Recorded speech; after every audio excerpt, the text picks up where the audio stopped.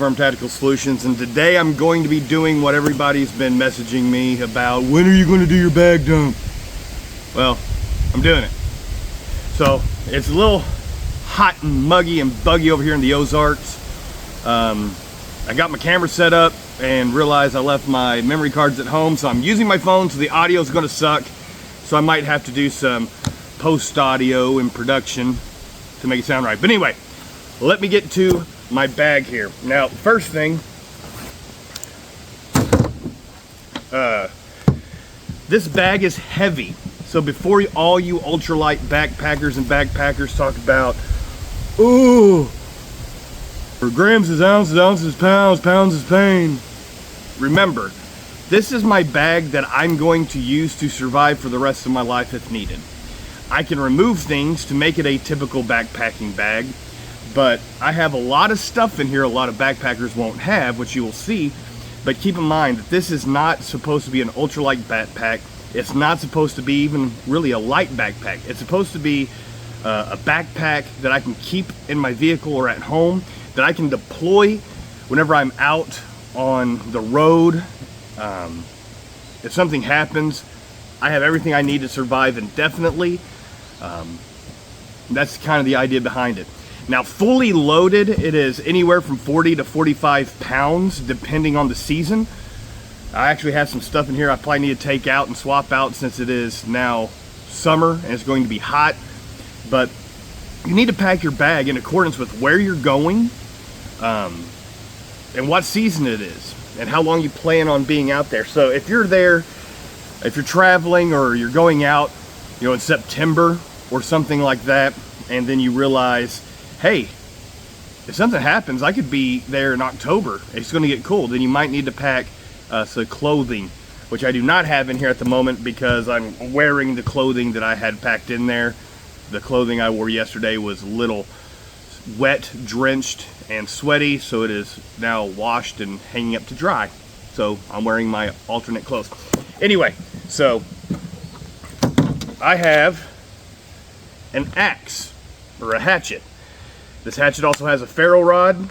It also, inside of it, has a little handsaw.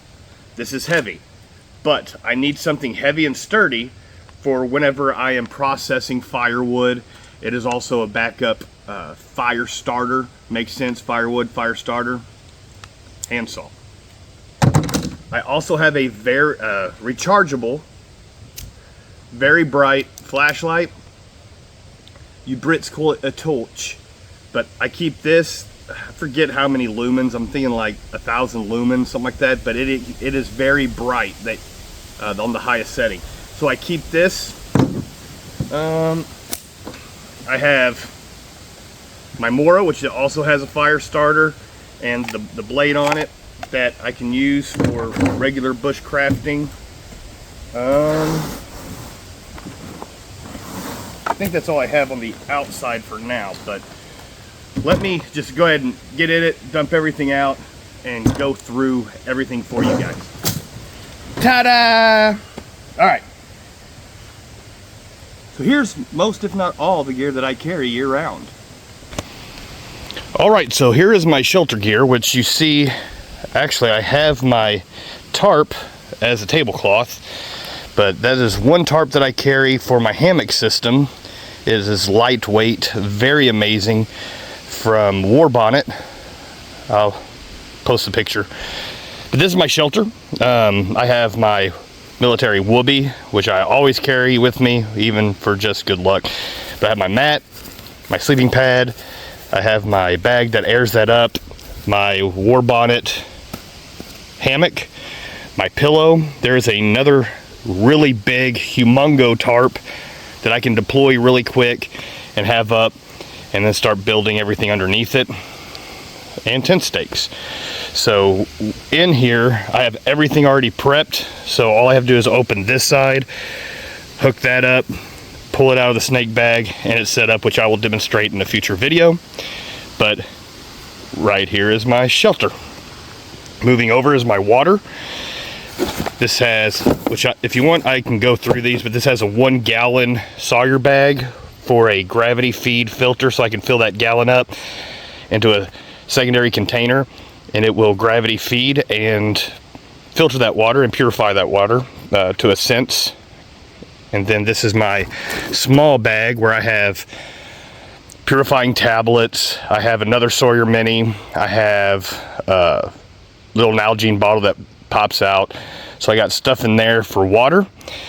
Up here I keep in my pockets of my backpack. So I have a tinder, splinter out, little Fresnel lens to create fire, a lighter. I use that to back flush my Sawyer, but also to get stingers out if need be. And that right there is more water purification tablets, iodine, things like that. Here is my food. Okay, so whoops. Here I keep my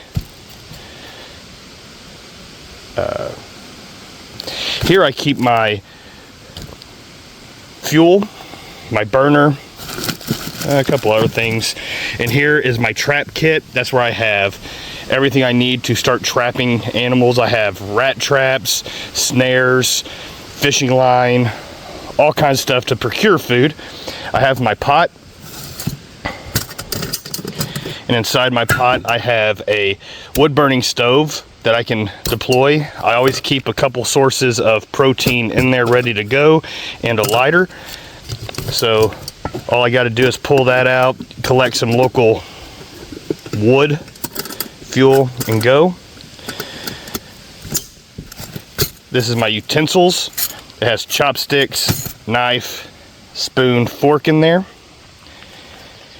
Here's my bear bag that I keep with food, which I'll go into in another later video. I always keep a shamag with me. That will help filter water while I'm procuring. Use as a tourniquet. You can use that for a lot of different sources or different things. Here, this is actually a camp chair that I can set out and deploy rather quickly for comfort. I have a map of the area that I usually spend time in with a compass.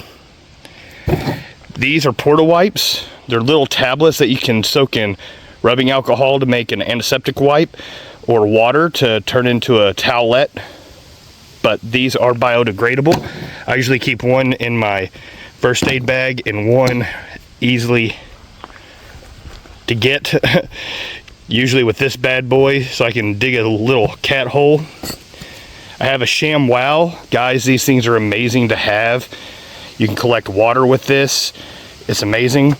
I always keep cordage, which here in another video I'm going to show you how I make my ridge line, but 36 tarred bank line, which I prefer this over paracord, but I will show you why I have this here in a little bit. Always have sewing needles. Here's a microfiber towel, headlamp.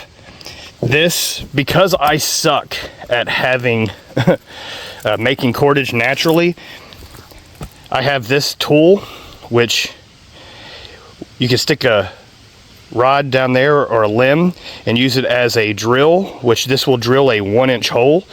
But then this is tapered. You can put it on a log, hammer this in, and it makes a 1-inch dowel.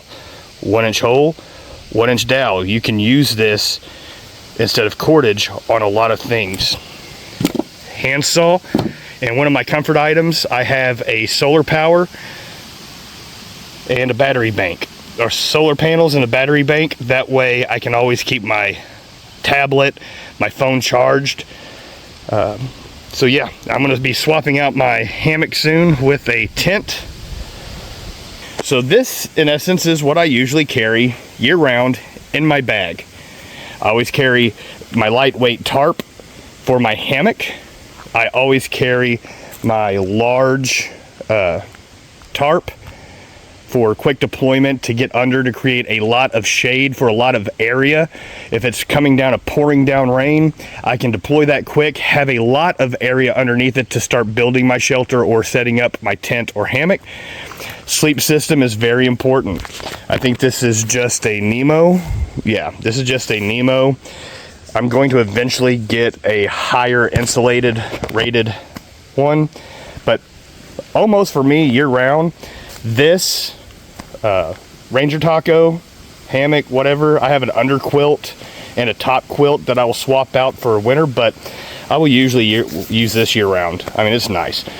Hammock, most of the time I will always carry my hammock over a tent, but sometimes you need a tent. I'm going on a float trip next month where the tent is going to be more feasible, so I'm going to swap that out with the tent.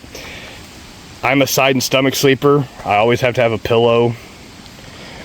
My whoopee. Shelter is taken care of. Keep those in my front pouches for quick activation. Water, fire, food, cooking, comfort, navigation. I mean, I got it all here. I will go through my first aid kit soon, but I want to remind everybody, first aid is very personal to the person. But I got all this set up.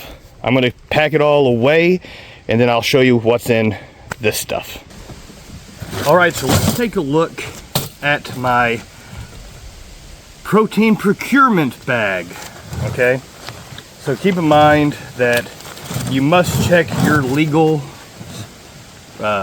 laws, local laws on how to trap and all that good stuff as well.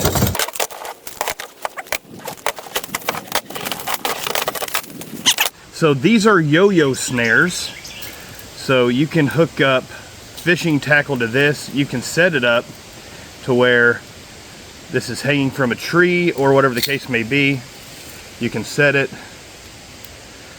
This is dangling in the water. Fish comes by, hits the tackle, and it automatically reels. You can also rig this up to be a snare, but I like passive food procurement devices. So anything that I can set up in the mornings or at night, go hang out, keep calm, store my calorie usage, the better. So I have this. These are rat traps, but as you can tell, they're very brutal. Very powerful, very lightweight, but what do they call squirrels? Tree rats. So you can bait this, you can 550 cord or bank line it to a tree, set it, squirrel comes, bites, bam, dead squirrel. So I got 6 of those, and I also have this hobo reel. So if I take the top off, I have a lot of tackle that's inside of it. I have lures, weights, hooks, all kinds of stuff stored in the handle of this. But if I take this clip off, I have a hook and line already on it. I can bait the hook, put a weight or a bob or whatever I want. I can hand cast it, and without hooking anything important here, I can take this and I can hand reel it in.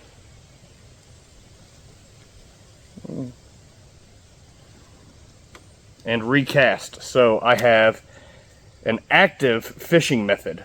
So I have passive fishing methods, active fishing method, and it's really fun to use. I might show a video of me fishing with it later this summer. So this is in my food procurement bag. Paired this up with my cooking utensils. I can have a lot of meat ready to go. So there's this.